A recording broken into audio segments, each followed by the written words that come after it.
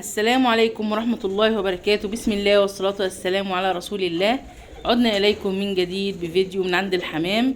هيعجبكم جدا جدا لكل مربيين الحمام اللي عايزين الزغاليل بأحجام كبيرة، وزي ما انتم شايفينها كده بسم الله ما شاء الله، اللهم بارك. بط صغير ما شاء الله اهو زي ما انتم شايفين كده، اللهم بارك. ده حمام زاجل يا جماعة، عادي جدا يعني، مش رومي ولا اي حاجة. زي ما انتم شايفين كده الاحجام عاملة ازاي. قولوا بسم الله ما شاء الله اللهم بارك.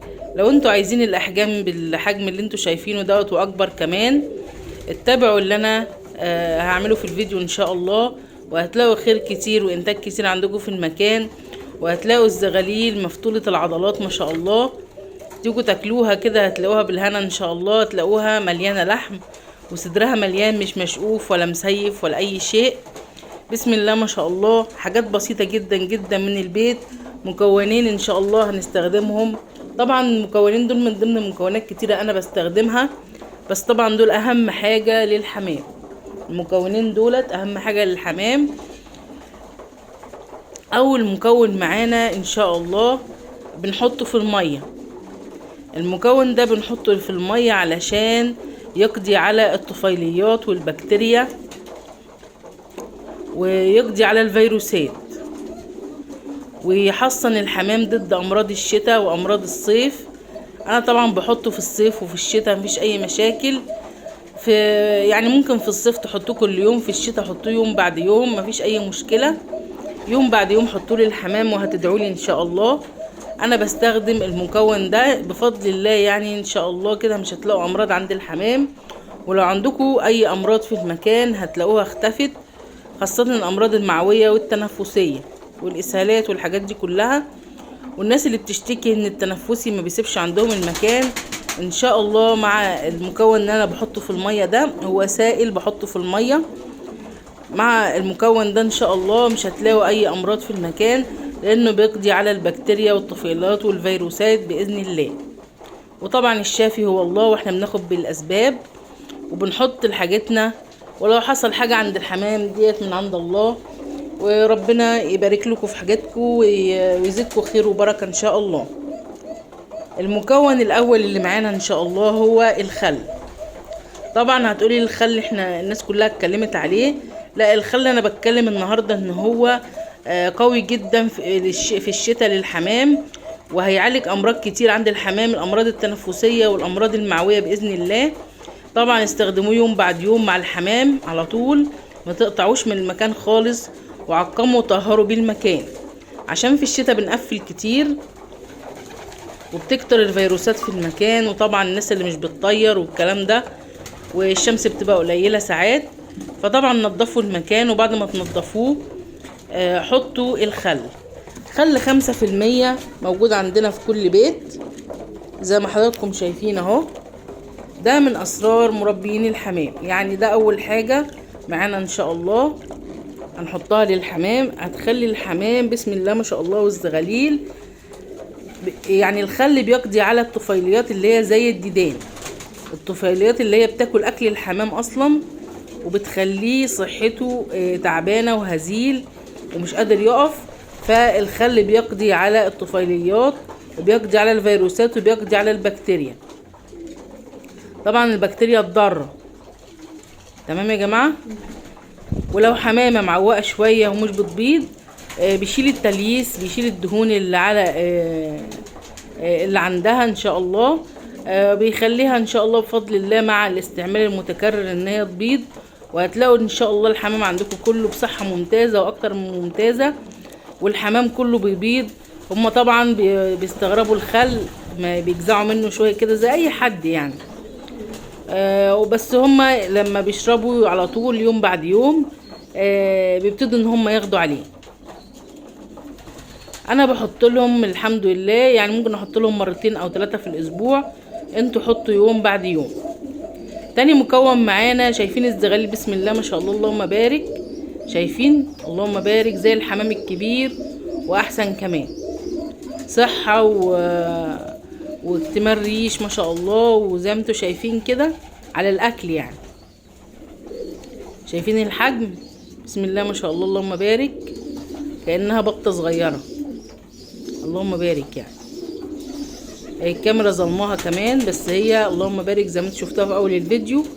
حاجة كده بسم الله ما شاء الله يعني. ده لسه ما كلش كمان، لما ياكل هيتنفخ اكتر من كده وهتلاقي الحصالة بتاعته مليانة. انا بصوره لكم قبل ما ياكل. انا كنت طالعه اعشيهم وقلت اصور لكم الفيديو. انا بحط لهم وجبه فطار ووجبه عشاء علشان عندهم زغاليل. لو ما عندهمش زغاليل وعايزين تحطوا لهم مره واحده في اليوم مفيش مشاكل. المكون التاني اللي معانا ان شاء الله هو الخميره. الخميره بقى تجيبوها اقراص، في اقراص في الصيدليه كده، هتكسروا نص قرص وتبتدوا ان انتوا تحطوا للحمامه للزغلوله في بقها نص قرص خميره. للزغلوله نص قرص خميره. بس عايزه اقول لكم حاجه، لو الحمامه عيانه او الزغلوله عيانه، لو سمحتوا يا جماعه ما تحطوش خميره، لان هي بتنشط البكتيريا الضاره عند الحمام المريض وممكن تسبب الوفاه. ممكن بسببها الحمام يموت. لو الحمام عيان واديتوله خميره ممكن يتوفى بسبب حاجه زي كده. تمام. فما تحطوش خميره للحمام المريض، الحمام السليم بس. تمام يا جماعه. الحمام السليم بس تحطوا له الخميره، وان شاء الله هتلاقوا زغاليل مفتوله العضلات وهتلاقوا خير كتير وانتاج كتير عندكم في المكان. طبعا الخميره انواع، في خميره جافه زي ما انتم شايفينها اهي. ده كيس بحوالي جنيه ونص او 2 جنيه بعد ما غلي، معرفش، هو الاول كان بجنيه يعني، وكان ب50 قرش كمان. بنجيب الكيس زي كده لو انتم ما عندكوش الاقراص، وبترشوا في بق الحمامه كده في فم الحمامه شويه صغيرين يعني، شويه صغيرين بس مش كل يوم طبعا، مرتين في الاسبوع. ده شكلها اهو. دي خميره فوريه. لو ما عندكوش خميره فوريه هاتوا قطعه خميره صغيره وبلعوها للحمامه، وحطوا وراها فوله ولا حاجه كده في بقها عشان تبلعها كويس. تمام. وحطوها عند الاهالي هياكلوهم ويشربوهم، مش هيحصل اي حاجه يا جماعه. زي ما انتم شايفين كده، افتح بقها وارش ببقها على بسيط كده. يا ريت تكونوا شايفين. ايوه اللقطه باينه اهي. بتحطوا على بسيط كده في بقها يعني زي ربع معلقه صغيره، وبتحطوها للاهالي قبل ما تاكل. الاهالي هتاكلهم ومش هيحصل اي حاجه ولا هيحصل لهم تنفس ولا اي شيء. هنروح نشوف دلوقتي هما في العشوش بتاعتهم. بسم الله ما شاء الله. انا اكلتهم كلهم خميره، اديت لهم خميره في بقهم، والاهالي زي ما انتم شايفين كده بياكلوهم. اللهم بارك، اللهم زد وبارك. صلوا على النبي يا جماعه. اللهم صل وسلم وبارك على سيدنا محمد.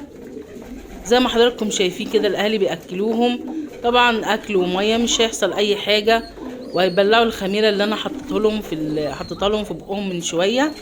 وهتلاقوا الزغاليل عندكم بسم الله ما شاء الله. حطوها مرتين او 3 بالكتير قوي في الاسبوع اهو. دول اكلتهم خميره كمان كلهم الحمد لله يعني. بسم الله ما شاء الله. اللهم بارك. شايفين الجمال. دولت ما بنوش معايا قوي لان هم عاليين. بسم الله ما شاء الله.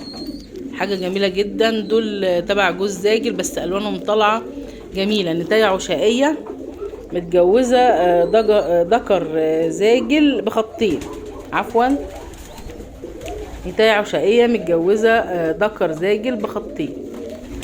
شايفين الجمال يا جماعه. دول لسه صغيرين شويه، اللي فوق اكبر منهم لسه يعني جسمهم ملاش قوي، بس بسم الله ما شاء الله حاجه كويسه يعني.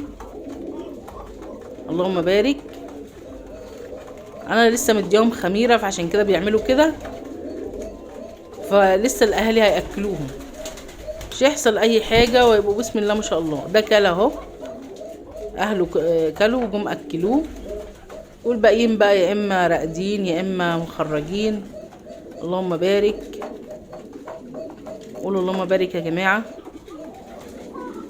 اللهم صل وسلم وبارك على سيدنا محمد. طبعا الخميره والخل دول احرصوا عليهم.